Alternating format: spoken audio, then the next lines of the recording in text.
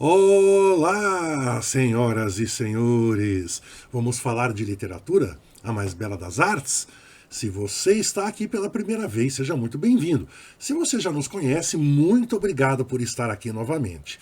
No cardápio literário do dia, temos a figura de Machado de Assis, que, entre outras obras maravilhosas, nos deixou um conto chamado A Causa Secreta, conto este publicado originalmente em 1896 no livro Várias Histórias. O conto, A Causa Secreta e a obra de Machado de Assis estão inseridos no contexto do realismo brasileiro. A linguagem do mestre é uma linguagem formal. Então, vamos conhecer por dentro do texto este, que é um dos contos mais importantes de toda a carreira de Machado de Assis?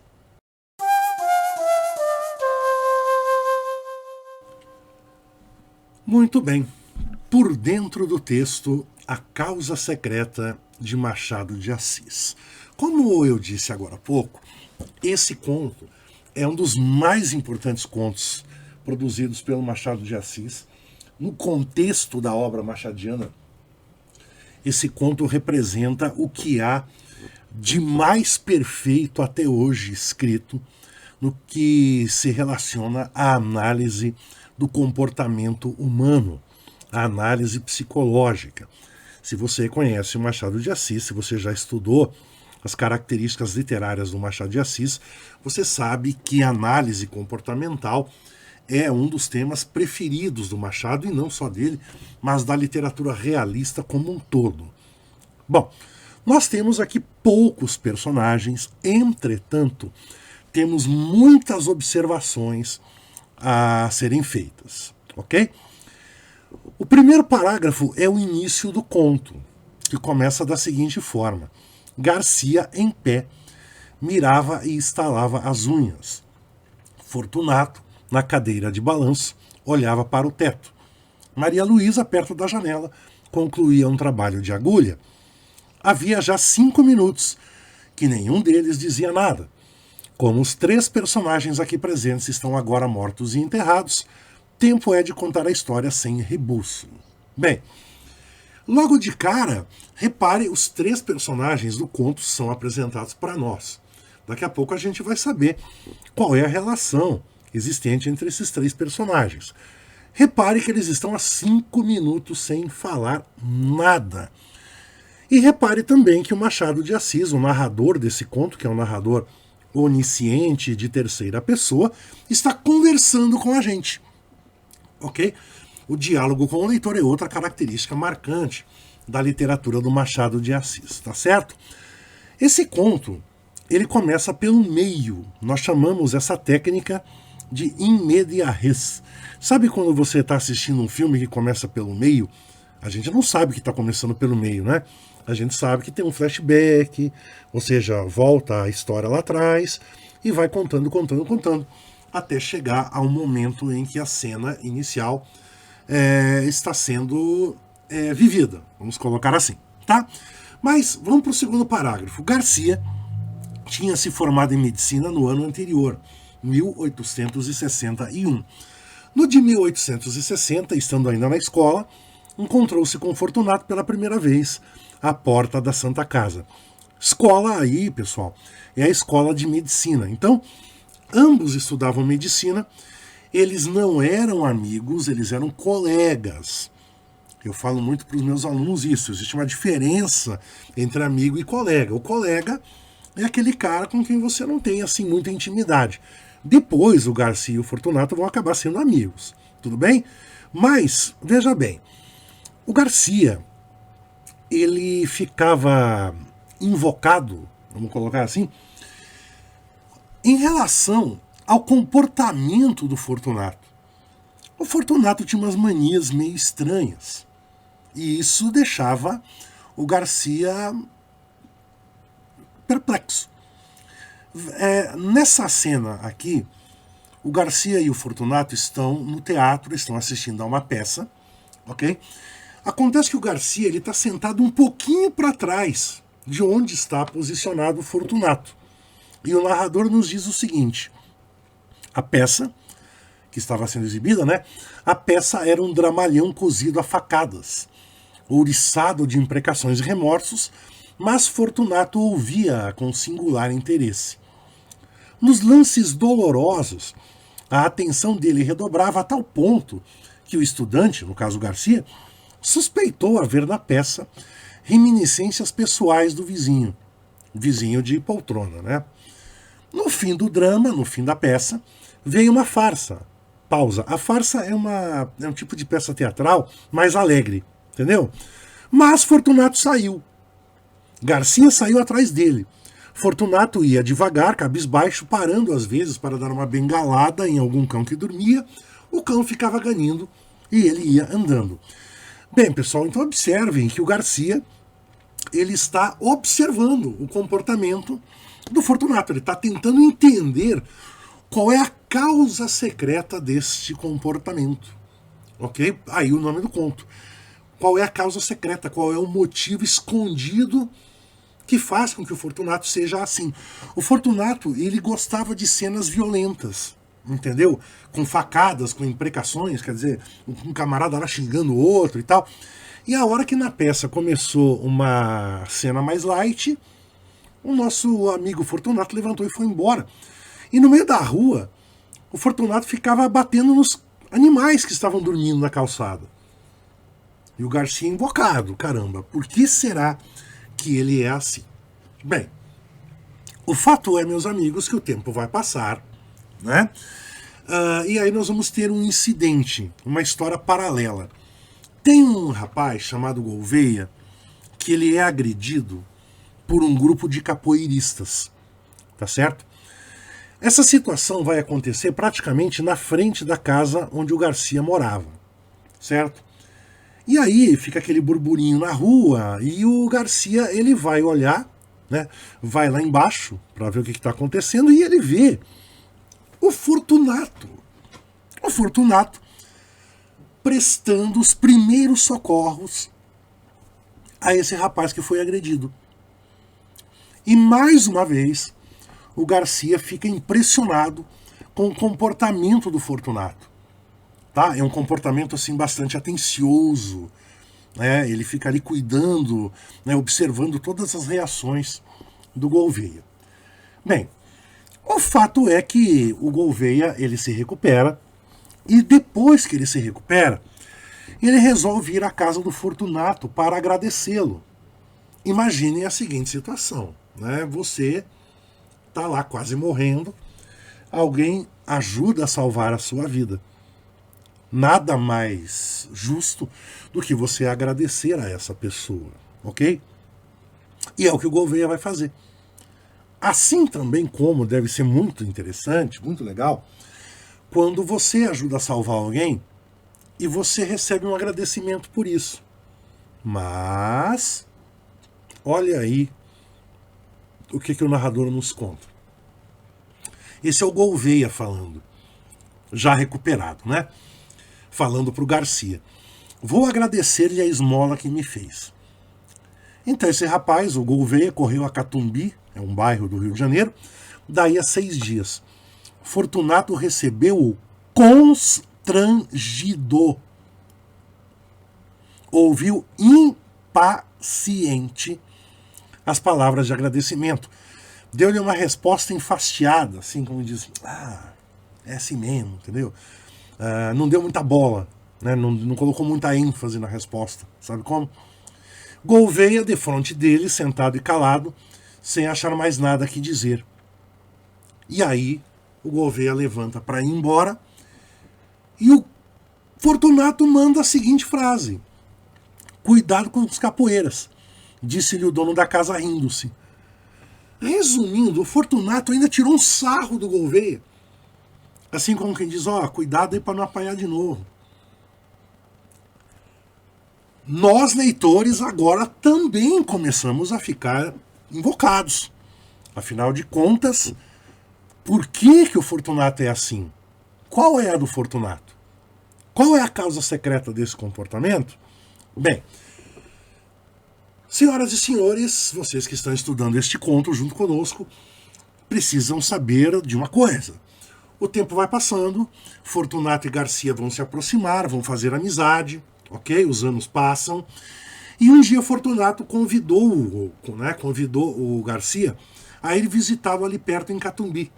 Sabe que estou casado? Não sabia. Casei-me há 4 meses. Podia dizer 4 dias, vá jantar conosco domingo. Então Fortunato convidou o Garcia para jantar com o casal. Muito bem, o Fortunato e a esposa dele, que você deve estar desconfiado, é a Maria Luísa. Esse jantar não é só um jantar de amizade. Vai acontecer aqui uma proposta de trabalho, uma proposta de sociedade entre o Fortunato e o Garcia. Veja bem, Garcia foi lá domingo. Fortunato deu-lhe um bom jantar. A figura dele não mudara. Os olhos eram as mesmas chapas de estanho. Pausa. Pausa. Guarde essa metáfora das chapas de estanho em relação aos olhos do Fortunato. O estanho é um metal, o metal é frio. Então ele está querendo dizer que o Fortunato tem um olhar frio. Parágrafo seguinte fala sobre a Maria Luísa, que até então nós não conhecemos direito, né? Maria Luísa era esbelta, airosa, né? Olhos meigos e submissos. Tinha 25 anos e parecia não passar de 19. Garcia, a segunda vez que lá foi, percebeu que entre eles havia alguma dissonância de caracteres, pouca ou nenhuma afinidade moral, e da parte da mulher para com o marido, uns modos que transcendiam o respeito e confinavam na resignação e no temor. Quem nunca leu Machado e está estudando Machado pela primeira vez, vai estranhar algumas coisas. O Machado, ele gosta de fazer frases curtas, e como as frases são curtas, ele nos dá muitas informações. E boa parte dos alunos acha que essas informações não são relevantes, mas são e muito relevantes. Basicamente, o Garcia percebeu que o casal não era feliz. Você que está me vendo ou ouvindo neste momento já deve ter conhecido casais de namorados, ou marido e mulher, e já deve ter notado alguma coisa do tipo assim, esse casal não tem nada a ver. Pois é, às vezes a gente percebe isso, mas não fala. E é mais ou menos o que aconteceu, o que aconteceu com o Garcia. Ele percebeu isso, mas não falou nada. E repare na última linha do segundo parágrafo, que o comportamento da mulher, os modos dela, transcendiam o respeito. Não era só isso. Ia terminar na resignação e no temor. Resignar-se é você se conformar com alguma coisa. E temor é medo. Mas, por que será que a Maria Luísa tem medo do Fortunato? Moçada, o Machado de Assis não dá ponto sem nó. Se ele escreveu isso é porque ele vai usar essa ideia em algum outro momento. Tá? Bem, nesse jantar, o Garcia é convidado pelo Fortunato para ser sócio numa casa de saúde. Casa de saúde é um hospital. Por isso que os hospitais antigos eram chamados de casa de saúde ou Santa Casa. Tá? Olha a parte de baixo aí. Ó. Aberta a casa de saúde, foi o Fortunato, próprio administrador e chefe dos enfermeiros. Garcia pôde então observar que a dedicação ao ferido da rua Dom Manuel não era um caso fortuito, mas assentava na própria natureza deste homem. Via-o servir como nenhum dos fâmulos. Fâmulo é enfermeiro. Então, duas coisas. O Fortunato, ele é o administrador, o chefe do hospital. Ele é o chefe dos enfermeiros. Ele passa para dar uma olhada ali, no como é que estão os pacientes e tudo mais. E por isso o Garcia fica impressionado, porque ele começa a achar que a dedicação que foi dada pelo Fortunato ao ferido da rua Dom Manuel, quem é esse? É o Gouveia, aquele que apanhou dos capoeiristas. Não era um caso fortuito, quer dizer, não era um caso qualquer. Era do comportamento do próprio Fortunato. Lembrem-se que que o Garcia está tentando entender qual é a causa secreta do comportamento do Fortunato. Bom, como o Garcia agora é sócio do Fortunato, o Garcia, logicamente, passa a frequentar a casa do Fortunato com mais assiduidade. Parágrafo importante. Garcia tornou-se familiar na casa. Ali, observava a pessoa e a vida de Maria Luísa, cuja solidão moral era evidente. Pausa. O que é solidão moral? Sabe quando você tem um relacionamento com uma pessoa e mesmo ao lado dela você se sente só? É isso.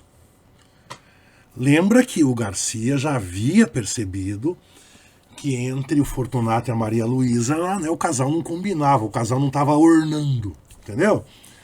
Segunda linha, segue aí, ó. Garcia começou a sentir que alguma coisa o agitava quando ela aparecia, quando falava, quando trabalhava, calada ao canto da janela, ou tocava ao piano umas músicas tristes. Manso e manso, entrou-lhe o amor no coração. Quando deu por ele, quis expeli-lo para que entre ele e Fortunato não houvesse outro laço que o da amizade, mas não pôde. Pôde apenas trancá-lo. Atenção! Atenção! Seguinte, pessoal, olha aí. Resumindo, toda vez que a Maria Luísa aparecia, o Garcia começava a ficar agitado, Ou seja, ele está apaixonado pela Maria Luísa. Atenção o que está dizendo aqui, tá? Por isso que eu falei que esse trecho é importante. O Garcia tentou expelir esse sentimento, quer dizer, tentou jogar fora esse sentimento para que a amizade dele do Fortunato não fosse prejudicada. Mas está dizendo que ele não pôde fazer isso. Ou seja, ele realmente estava apaixonado, tá certo? Ele pôde apenas trancar esse sentimento. O que quer dizer isso? Ele não falou para ninguém sobre essa paixão. Ok? Bom, vamos seguindo. Vamos agora para o momento em que nós voltamos à cena inicial. Olha o narrador falando aí, ó. 2 dias depois, exatamente o dia em que os vemos agora, Garcia foi lá jantar, mais uma vez, E apareceu a Maria Luísa, e o Garcia ficou assustado. Que é? O rato, o rato. Pausa. Meus amigos, você que está vendo o vídeo aí, você que está ouvindo, prestem muita atenção. Se você quiser dar uma pausa, toma uma água, entendeu? E volta, porque agora nós temos um momento chave nessa narração. A cena é um pouco longa, tá certo? Normalmente eu procuro usar frases mais curtas na tela, mas nesse caso a gente precisa detalhar o que está acontecendo. Garcia, lembra da história do rato, só para contextualizar. O rato havia entrado na casa do Fortunato e roído alguns papéis. O Fortunato disse que iria se vingar desse rato. Além disso, nós temos uma outra situação. O Fortunato, ele fazia experiências com animais lá na casa de saúde, lá no hospital, no laboratório. Acontece que os animais faziam muito barulho, obviamente. Então, para não prejudicar a recuperação dos pacientes, o Fortunato transferiu essas experiências para o laboratório de casa. E a Maria Luísa já havia reclamado para o Garcia desse procedimento do marido. O marido havia dado um tempo em relação a essas experiências. Porém, agora tem a história do rato. E o Fortunato está, entre aspas, se vingando desse rato. Tá? E a cena é a seguinte. Garcia viu Fortunato sentado à mesa que havia no centro do gabinete, do escritório, e sobre a qual puseram um prato com espírito de vinho. É álcool, tá? É uma chama que está acesa ali. O líquido flamejava. Entre o polegar e o índice da mão esquerda segurava um barbante de cuja ponta pendia o rato atado, amarrado pela cauda. Na mão direita tinha uma tesoura. No momento em que o Garcia entrou, Fortunato cortava ao rato uma das patas. Em seguida, desceu o infeliz até a chama, rápido, para não matá-lo, e dispôs-se a fazer o mesmo à terceira, pois já lhe havia cortado a primeira. Garcia estacou horrorizado. Mate-o logo, disse-lhe. Já vai. Então, meus amigos, vocês perceberam o que está acontecendo aqui, né? Podemos dizer literalmente que o Fortunato ele está torturando o rato. Lembre-se que o Garcia estacou, ele ficou parado na porta do escritório do Fortunato. Veja, continue comigo aqui, ó. Olha o narrador dizendo: e com um sorriso único, reflexo de alma satisfeita, alguma coisa que traduzia a delícia íntima das sensações supremas, Fortunato cortou a terceira pata ao rato. O miserável estorcia-se, guinchando, ensanguentado, chamuscado, e não acabava de morrer. Garcia desviou os olhos, depois voltou-os novamente e estendeu a mão para impedir que o suplício continuasse, mas não chegou a fazê-lo, porque o diabo do homem impunha medo, com toda aquela serenidade radiosa da fisionomia. Faltava cortar a última pata.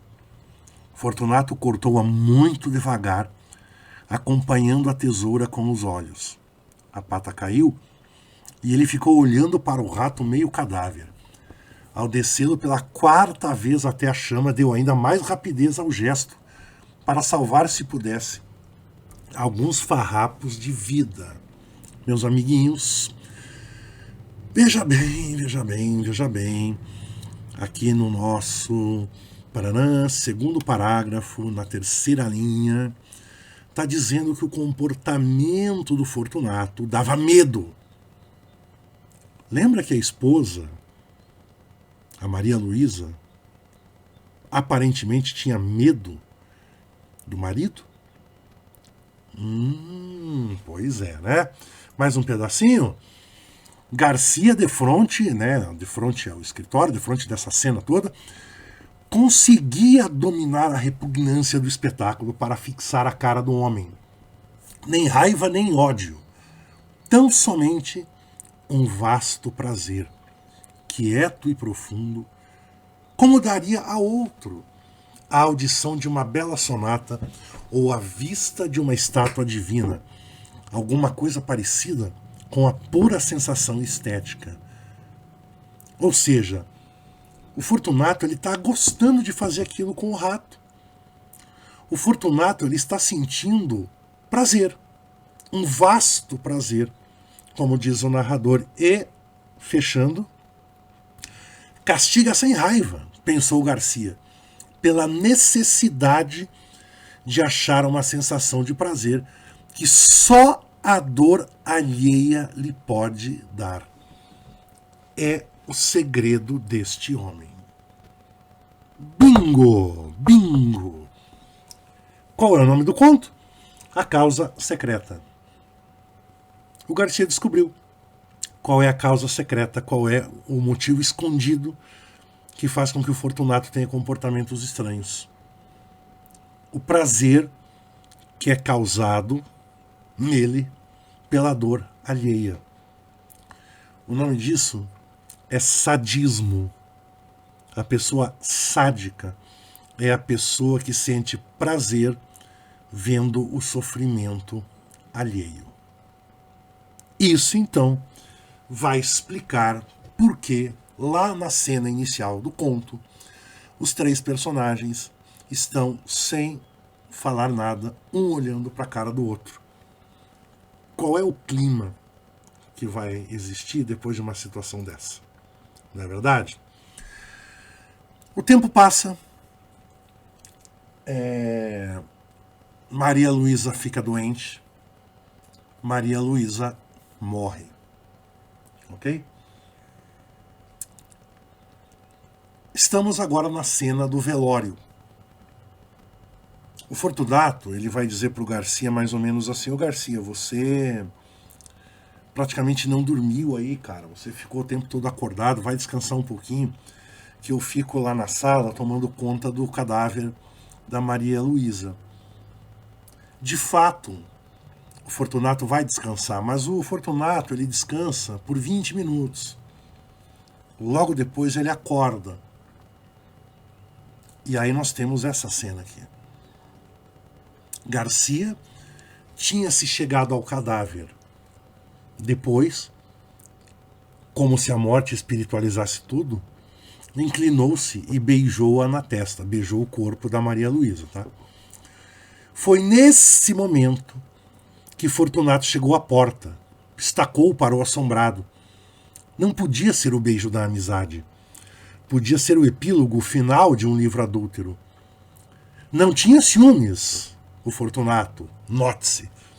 A natureza compô-lo de maneira que lhe não deu ciúmes nem inveja, mas dera-lhe vaidade, que não é menos cativa ao ressentimento.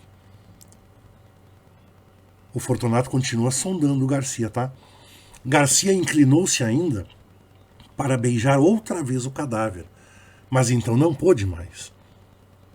O beijo rebentou em soluços e os olhos não puderam conter as lágrimas que vieram em borbotões aos montes. Lágrimas de amor calado, lembra? O amor trancado. E irremediável desespero. Fortunato, à porta onde ficara, saboreou tranquilo essa explosão de dor moral que foi longa. Muito longa. Deliciosamente longa. Ou seja, o Fortunato está ali saboreando o sofrimento do amigo, confirmando, portanto, o caráter sádico do seu comportamento. Minhas amigas, meus amigos, você que está estudando esse conto, seja para suas provas do ensino médio, seja para o seu vestibular, eu quero agradecer por estar conosco até o final do vídeo, tá certo? Se você gostou, indique para os seus amigos e espero vê-los novamente por aqui. Grande abraço, bons estudos e boas leituras para vocês. Tchau, tchau, gente.